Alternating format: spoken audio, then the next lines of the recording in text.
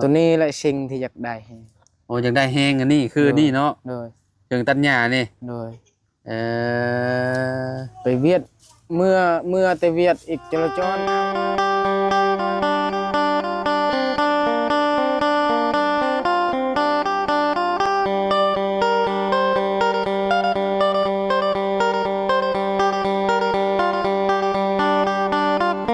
เอากราบสบายดีและสวัสดีเนาะพ่อแม่พี่น้อง FC เบิร์สสุขูสุคนเนาะอ่าเข้ามาเมื่อกี้นี่บ่เห็นเพิ่นพี่น้องบ่เห็นน้องอาเจือกเนาะมันผัดย่างมาจักมาแต่ไสพี่น้องเอ้ยโอ้โหโตสบายดีสบายดีเฮียงอันนี้กระป๋อง โอ้ เก็บมาจากเวียด เก็บมาจากเวียดจะไปเวียดมาบ่อืมใช้ได้หลายปานใดแล้วขวดนี้ได้แล้วบ่3-4 โลโอ้ได้หลายเติบเลยเนาะเก็บสะสมเมียนเบิ่งบ่ได้แล้วโลหนึ่งเนาะพี่น้องเอ้ยเก็บเมียนเรื่อยๆเนาะสะสมเมียนไปใส่ก็เก็บมีไปใส่ก็เก็บมาพี่น้องเอ้ยเนาะอันนั้นใช้งานบ่ได้ตัวนั้นเนาะเอาขออนุญาตแน่เนาะกินข้าวแล้วบ่ยังยังโดยหากเมื่อแต่เวียดมีอยู่มีแนวมาให้กินอยู่มื้อนี้โดยโอ้คักนี้นี่ซื้อเท่าไหร่นี่2,500,000 2,500,000โดยไปยืมเงินในบ้านเฮา300,000ยังบ่ได้จ่ายหมดเงินโอ้เอาเงินที่ผู้ใหญ่ให้แล้วเนาะโดยผู้ใหญ่ให้1,000,000แล้วก็เบาเสียงให้ตั้งแต่เออแม่จะดีมอบให้500,000ให้ซื้อทรงเสื้อเจ้าก็เลยเก็บเมียนโดยเป็น1,500,000มาเบิ่งนุ่มมันมีอีหยังแน่นี่เนาะน้ำมัน อันนี้น้ำมันบ่โดยผสม2ที่บ่โดยอ๋อแล้วก็เอาหาเองรับจ้างแล้วก็ได้100,000 200,000เก็บไว้แล้วก็ซื้อแจ็คย้อนอยากได้เนาะโดยตัวนี้แหละสิ่งที่อยากได้โอ้อยากได้แฮงอันนี้คือนี่เนาะโดยเครื่องตัดหญ้านี่โดยเออไปเวียด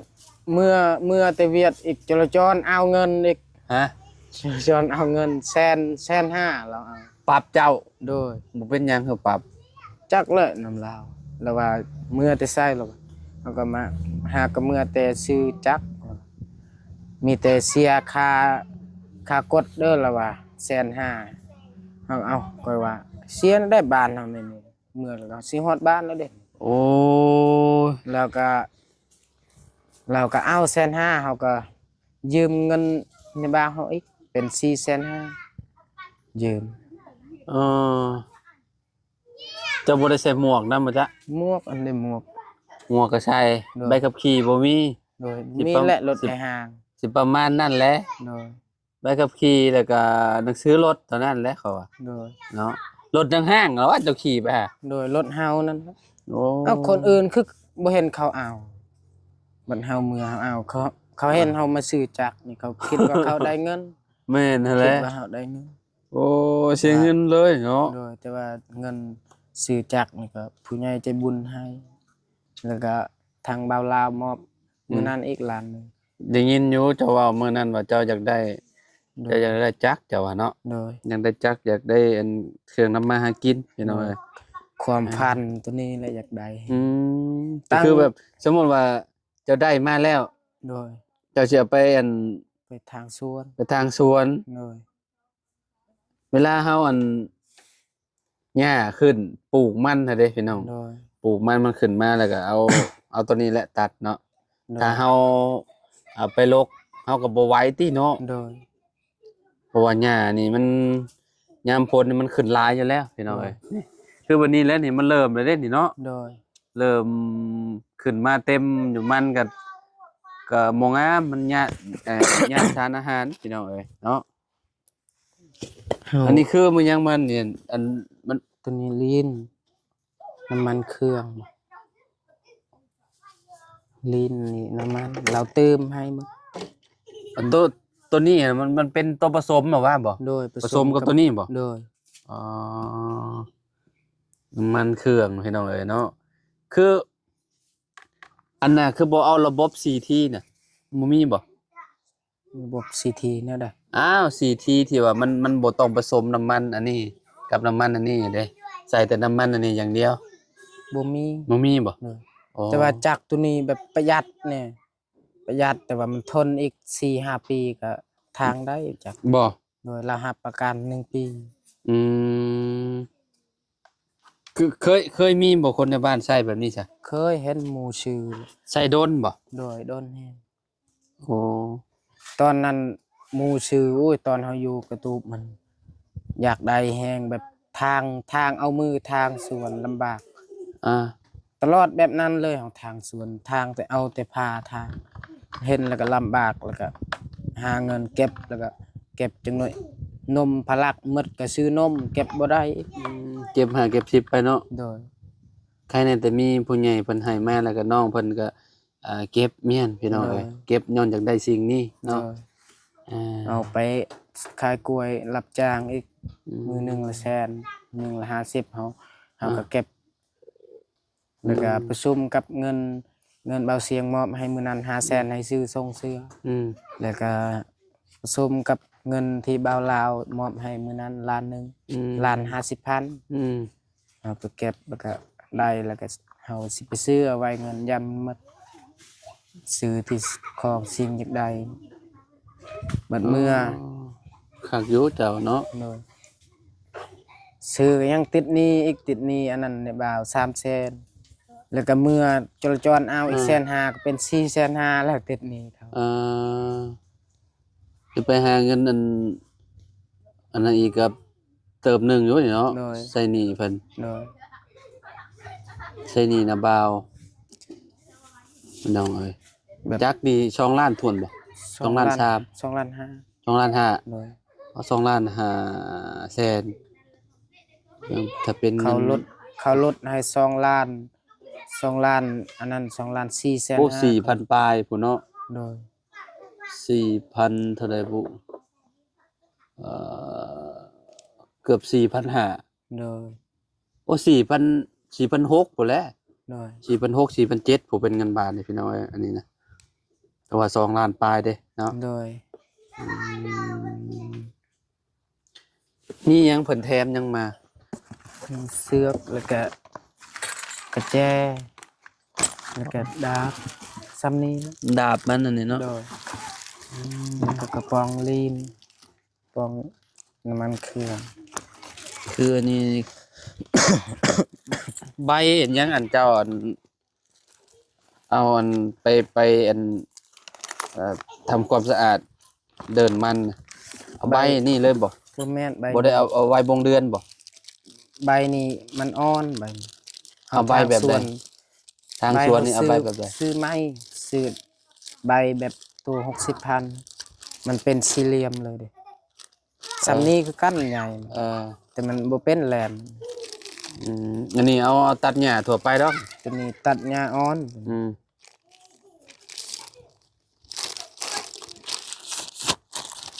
ตัวนี้ได้แล้วโอ้ยดีใจแฮง เออ อยากได้แฮง คือเครื่องแรกบ่ที่ว่าเจ้าซื้อนี่ เครื่องแรกเลยแหละ เครื่องแรกในชีวิต โดย เออ แต่กี้อันเฮาเฮ็ดสวนย้อนแบบบ่อันนั้นเฮ็ดบ่ไหวแล้วสวนมันก็ขึ้นหมดยามขึ้นแล้วก็บ่มีตอนนั้นเฮาปลูกกล้วยก็หลายอยู่แต่ว่าทางแต่เอามือทางนี่แบบบ่ทางบ่ไหวแล้วก็ปะ อ่า แต่เดี๋ยวนี้มีจักรแล้วก็สิไหว ถ้าจะไปเห็นเพิ่นเอาทางเพิ่นต้นไม้ใหญ่เพิ่นก็ตัดบ่ต้นใหญ่สำนึง โดย ก็บ่ได้ใหญ่แฮงว่า โด เนาะ ยซ้ำอันนั้นซ้ำต้นมันนั่นได้อยู่ ชำต้นลำมันนี่น่ะสิได้อยู่เพราะว่ามันบ่ใหญ่ปานใดเด้ โดย ถ้ามันใหญ่เกินไปมันก็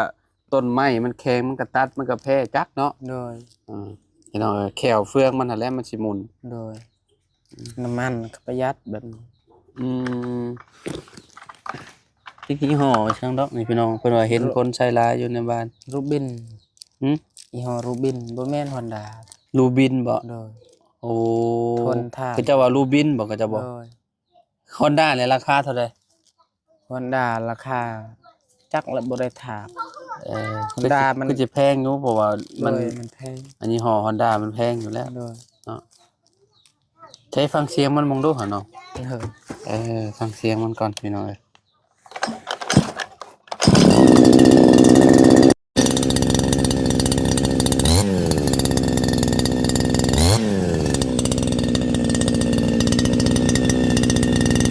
เพลงอยู่เพราะว่ามันเป็น2ทีเนาะกิน2ทีเด้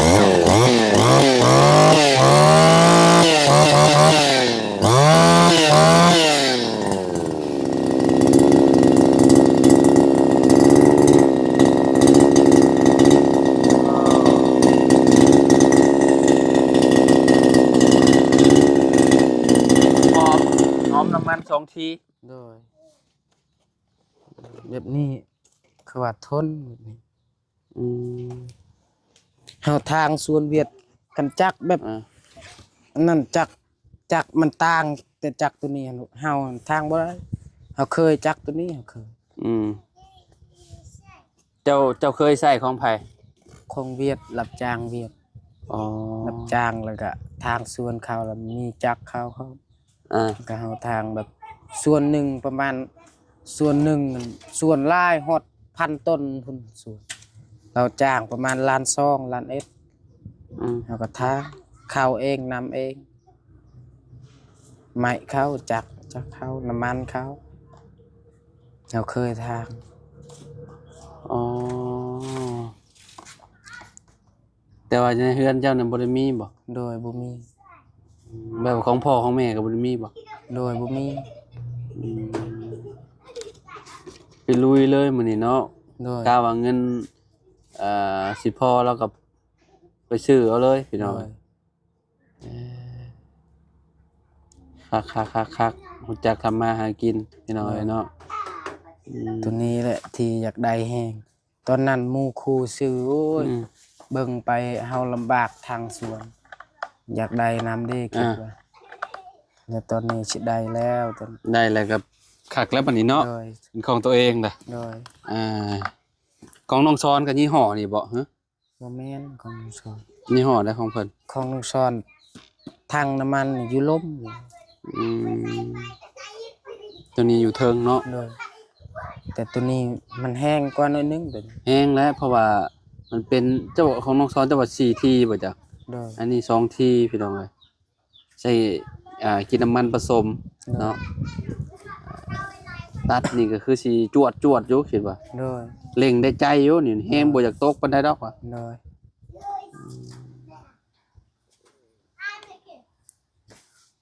ข่อยมาหาตอนแรกๆมาถามน้องเมียเจ้า โดย แล้วก็ว่าฝากว่าทิ้งว่าอันนั้น โดย มาม้อยอยู่ เอาไป แล้วก็เว้าอยู่บ่นำเจ้า ว้าว เออ เอาไป เจ้า แต่ ถามเจ้าถามเราจะว่าจะเป็นหยังเจ้าย่านทีมงานบ่ โดยทำแล้วว่าบ่ย่านดอกแต่ว่าบ่ฮู้ภาษาลาว ลาวหาบ่ฮู้ชาลาว นะครูสอนนั่นแบบก็ยังบ่เข้าใจแล้วว่าคันครูสอนภาษาเราถึงเราได้อยู่แล้วว่ะ อืมก็แนมอยู่น้ำเอื้อยแหละคือแบบก็สิเว้าได้เนาะเวลาเอื้อยบอกมันหยังอะเนาะ โดย บอกเวลาการเว้าการจาหั่นน่ะ คืนนี้ก็เฮาบอกแล้ว อืม ว่าบ่ต้องอายเห็นไผก็บ่ต้องอายเขาบ่เฮ็ดหยังดอก อืม มีมาเห็นแล้วก็มีแต่เจ้าโดย อืม มีแต่ขอบใจแล้วก็สบายดี ไปถามชุมเนี่ยเด็กน้อยนี่แหละเด็กน้อยลินนำกัน โดย กับเราเจ้าว่า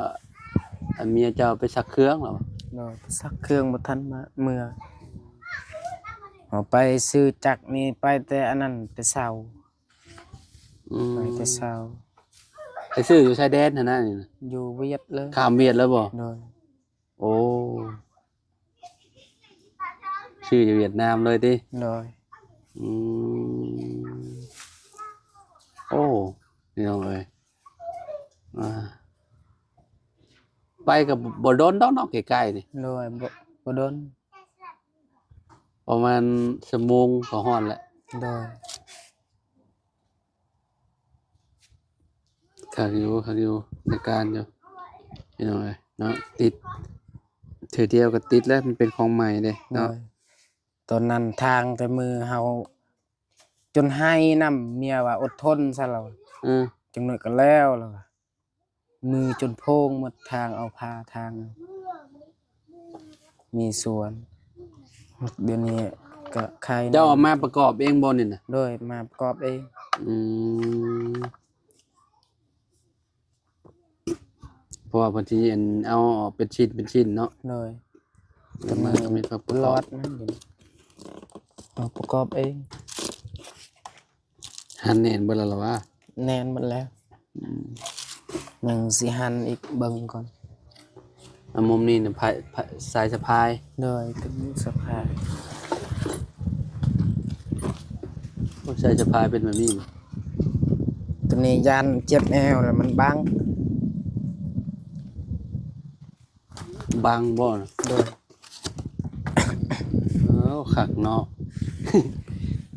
เอาอันนี้ให้นอเจืองกันพี่น้อยเนาะ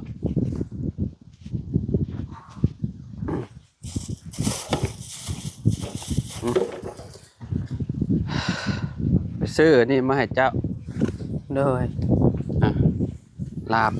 โดยขอบใจเด้อ ลาบซีนพี่น้อย โดย เนาะเจ้าคือสิได้ซิมอยู่สิมือ โดย อารมณ์ดีเคยกินอยู่บ่หันล่ะ หันเคยอยู่ เบาอันนั้นเบาจานซีให้นี่นะ นั่นแหละหารเดียวกันนั่นแหละ ถ้าจักนี่มาจนหิ้วเข้า อืม ถ้าจักแบบเรายังบ่ไปส่ง เจ้ายังบ่ได้กินข้าวเช้า โดยยัง ต่อ ไปแต่เช้า จักโมงนะบ่นะ แล้วก็เมื่อค่าน้ำจราจรอีก 10ก็สิ12โมงเลยพี่น้องเอ้ยนี่แหละเฮาบ่มีหยังเพิ่นก็ปรับไหมเฮา โดย เนาะพี่น้องบ่ว่าไผแหละเนาะไปซะเดี๋ยวให้น้องอาเจืองเพิ่น โดย ไปกินข้าวกินหยังก่อนพี่น้องเอ้ยเนาะก็เนาะดีใจนํพี่น้อง โดย ดีใจนํน้องอาเจืองเพิ่นเนาะรู้จักอยากได้พี่น้องเอ้ยเนาะ โดย เพิ่นก็